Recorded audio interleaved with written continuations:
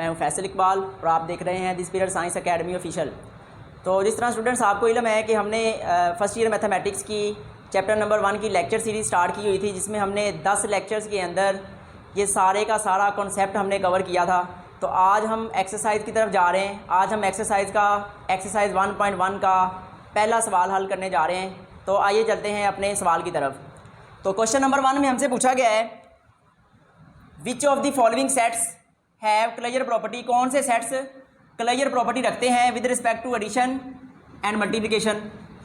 और मैं ये यहाँ पे एक बात बताता चलूँ कि हमने क्लोजर प्रॉपर्टी के बारे में जो यहाँ पे हमने एडिशन लाज और मल्टीप्लिकेशन लाज को डिस्कस किया था लेक्चर नंबर 9 में। अब जिस स्टूडेंट ने वो लेक्चर नंबर 9 को देखा होगा, समझा होगा, पढ़ा होगा, तो उस बच्चे के लिए ये सवाल हल करना बड़े ही आसान हो जाएंगे। अदरवाइज़ जिन बच्चों ने अभी तक इस लेक्चर नंबर 9 को नहीं देखा तो वो जाके लेक्चर नंबर 9 को देख सकते हैं। इस लेक्चर के डिस्क्रिप्शन में उसका लिंक भी आपको मिल जाएगा। तो यहाँ सवाल हमसे पूछा जा रहा है कि आपने क्लोजर प्रॉपर्टी के बारे में बताना है विद रिस्पेक्ट टू एडिशन भी और मल्टीप्लिकेशन भी। हमें एक सेट दिया हुआ है। सबसे पहला तो आपने काम करना है, आपने सेट को नाम दे देना है। कोई भी कैपिटल लेटर के इक्वल आप उसको रख लें। 0, -1 उसके अंदर 2 एलिमेंट्स पड़े हुए हैं। तो अब इस सेट के ऊपर हमने क्लोजर प्रॉपर्टी को देखना है एडिशन के रिस्पेक्ट से भी और मल्टीप्लिकेशन के रिस्पेक्ट से भी।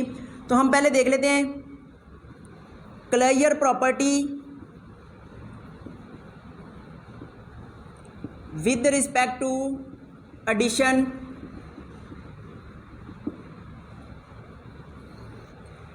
के रिस्पेक्ट से हम पहले क्लोजर प्रॉपर्टी को देखते हैं। तो हम पहले एडिशन टेबल बनाते हैं।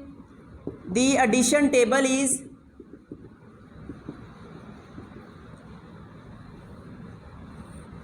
अब ये जो एलिमेंट्स हैं ए सेट के अंदर, इन एलिमेंट्स को आपने रो वाइज भी लिखना है और कॉलम वाइज भी लिखना है। ऑपरेशन कौन सा लगा रहे हैं? हम ऑपरेशन लगा रहे हैं विद रिस्पेक्ट टू एडिशन। वो आपने यहाँ प्लस का साइन लगा देना है। अब आपने करना क्या है, इस पहले एलिमेंट को दोनों एलिमेंट में जमा करना है। तो हम 0 में प्लस करते हैं। 0 प्लस करें 0 तो आंसर आ रहा है 0। 0 में प्लस किया तो 0 आंसर आ गया। अब आपने देखना है ये जो 0 है क्या इस सेट का मेंबर है या नहीं है। तो हमने देखा 0 तो इस सेट के अंदर मौजूद है। तो 0 इस सेट के अंदर मौजूद होने की वजह से हम कह देंगे कि 0 belongs to the set A. अगर बिलोंग करता है तो यहाँ पे आप लिख दें, नहीं भी कर रहा होगा फिर भी लिखेंगे। उसके बाद इसी 0 को -1 में हम ऐड करेंगे। 0 प्लस इंटू -1 तो आंसर आ रहा है -1। तो हम देखेंगे क्या ये -1 इस दिए गए सेट ए में बिलोंग करता है कि नहीं करता। तो -1 इस सेट के अंदर मौजूद है। तो हम लिखेंगे -1 belongs to the set A. अब वो यहाँ पे लिख दें -1। अब इस दूसरे एलिमेंट को -1 को दोनों एलिमेंट्स के साथ हम ऐड करेंगे। तो हम लिखेंगे -1 प्लस 0 इज इक्वल टू -1। ये -1 उस सेट के अंदर मौजूद है तो हम लिख देंगे बिलोंग्स टू सेट ए। अब इस -1 को इस वाले -1 में हम ऐड कर देंगे। -1 plus into -1 is equal to -2 और -2 देखें इस सेट के अंदर मौजूद है, इस सेट के अंदर है ही नहीं -2।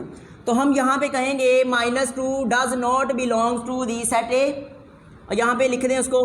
अब देखें ये जो जितने भी यहाँ पे एलिमेंट लिखे हुए हैं इस एडिशन टेबल के अंदर, इस एडिशन टेबल के अंदर सारे के सारे एलिमेंट्स का बिलोंग करना ज़रूरी है दिए गए सेट में। अगर कोई एक सिंगल एलिमेंट भी हमें ऐसा मिल जाए जो इस सेट का मेंबर ना हो तो उस सेट के ऊपर क्लोजर प्रॉपर्टी होल्ड नहीं करेगी। तो इसका मतलब है यहाँ पे कि एक एलिमेंट ऐसा मौजूद है जो इस सेट में नहीं है, तो हम यहाँ पे कहेंगे कि क्लोजर प्रॉपर्टी होल्ड नहीं करती। तो हम यहाँ पे लिख देंगे closure property does not hold with respect to addition. Addition के रिस्पेक्ट से इसमें क्लोजर प्रॉपर्टी होल्ड नहीं करती।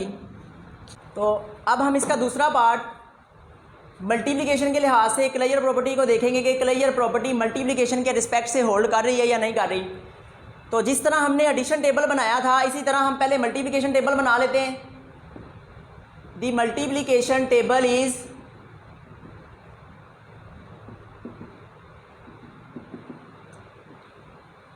उस सेट के अंदर 2 एलिमेंट्स थे उन दोनों एलिमेंट्स को आपने रो वाइज भी लिखना है और कॉलम वाइज भी लिखना है। अब यहाँ पे हम कौन सा ऑपरेशन लगाने लगे, यहाँ पे हम मल्टीप्लिकेशन का ऑपरेशन लगा रहे हैं, तो यहाँ पे आप मल्टीप्लाई का साइन लगा दें। तो अब करेंगे क्या, 0 को मल्टीप्लाई करेंगे 0 के साथ, 0 को 0 से मल्टीप्लाई करेंगे तो 0 ही आंसर आ गया।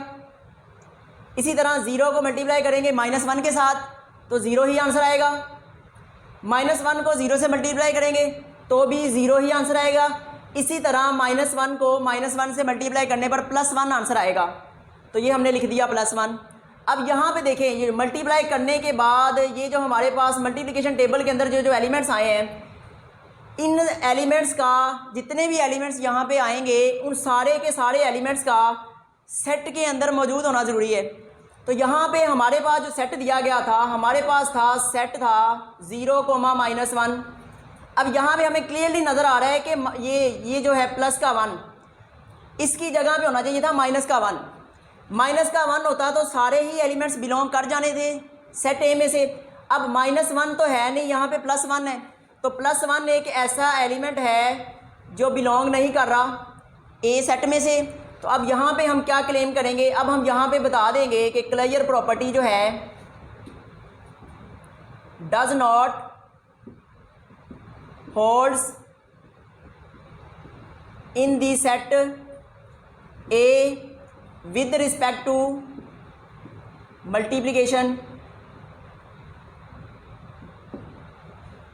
तो ये हमारा सवाल था।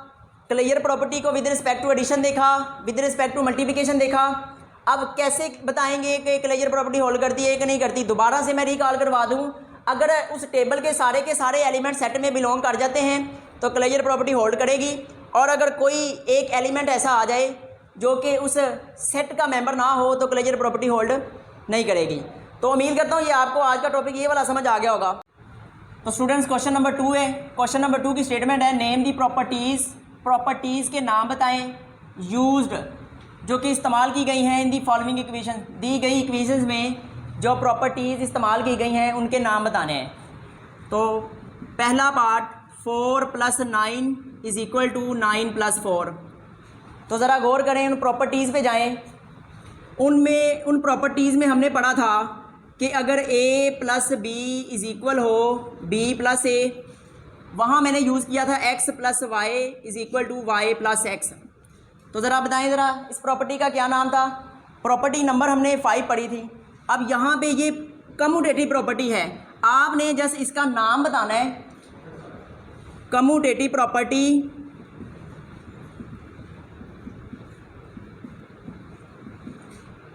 With respect to addition. Operation कौन सा लग रहा है, addition, with respect to addition.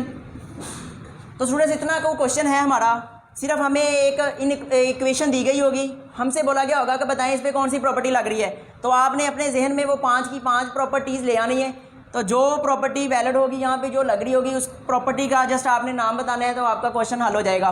तो इस तरह के सवाल बेसिकली MCQs में पूछे जाते हैं। शॉर्ट क्वेश्चन में ये बहुत ही कम पूछे जाते हैं। तो आपने अपना कॉन्सेप्ट ये MCQs के हवाले से ये लाजमी तौर पर ये करना है।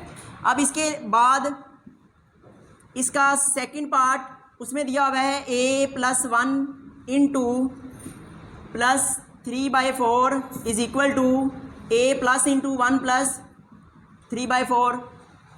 तो अब अपना जहन ज़रा पिछले लेक्चर की तरफ लेके जाएं। तो वहाँ पे हमने एक प्रॉपर्टी पढ़ी थी जिसमें x + y + z = x + y + z, इस तरह की प्रॉपर्टी पढ़ी थी। और वहाँ पे हमने पढ़ा था कि इस प्रॉपर्टी का नाम है एसोसिएटिव प्रॉपर्टी।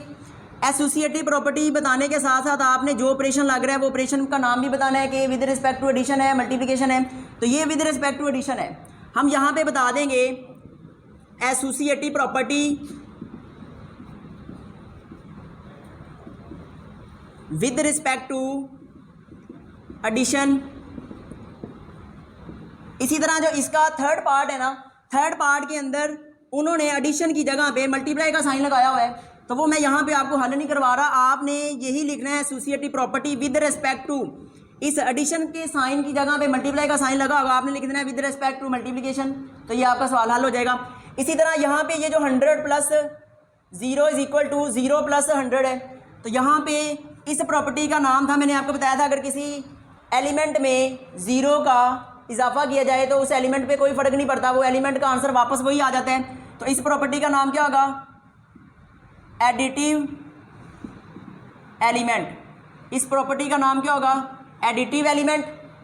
और यहाँ पे मैंने बताया था कि अगर एक एलिमेंट हमारे पास ए हो और उसी एलिमेंट का ऑपोजिट साइन के साथ वही सेम एलिमेंट हो और दोनों को ऐड करने पर वो आंसर ज़ीरो आ जाए, तो हम उसका पढ़ा था, उसको कहते थे हम इन्वर्स एलिमेंट, या हम इसको कह सकते हैं एडिटिव इन्वर्स। इसी तरह ये ए मल्टीप्लाई हो रहा है बी के साथ लेफ़्ट साइड से, ए मल्टीप्लाई हो रहा है सी के साथ लेफ़्ट साइड से, तो हमने ये प्रॉपर्टी भी पढ़ी थी, अगर ए लेफ़्ट साइड से मल्टीप्लाई हो रहा होगा तो हम लेफ़्ट साइड से हो रहा होगा तो हम कहेंगे लेफ़्ट, राइट साइड से मल्टीप्लाई हो रहा होगा तो हम कहेंगे राइट। पर हो क्या रहा है? मल्टीप्लाई हो रहा है, ये ए पहले एलिमेंट के साथ भी जा रहा है और ए दूसरे एलिमेंट के साथ भी जा रहा है, मल्टीप्लाई हो रहा है। तो हम यहाँ पे बता देंगे लेफ़्ट डिस्ट्रीब्यूटिव प्रॉपर्टी। तो स्टूडेंट्स ये हमारे दो क्वेश्चन थे, उम्मीद है आपको ये सवाल समझ आए होंगे। तो इसी तरह अब हमारा एक्सरसाइजेस को सॉल्व करने का सिलसिला शुरू हो चुका है, तो हमारे चैनल को लाइक सब्सक्राइब करना ना भूलिएगा। और जो स्टूडेंट्स हमारे इस चैनल पे नए हैं तो वो लाजमी तौर पे हमारे चैनल को सब्सक्राइब करें, अपने दोस्तों के साथ शेयर करें। तो इंशाल्लाह अगली लेक्चर में हमारी फिर मुलाकात होगी, तब तक के लिए अल्लाह हाफिज़।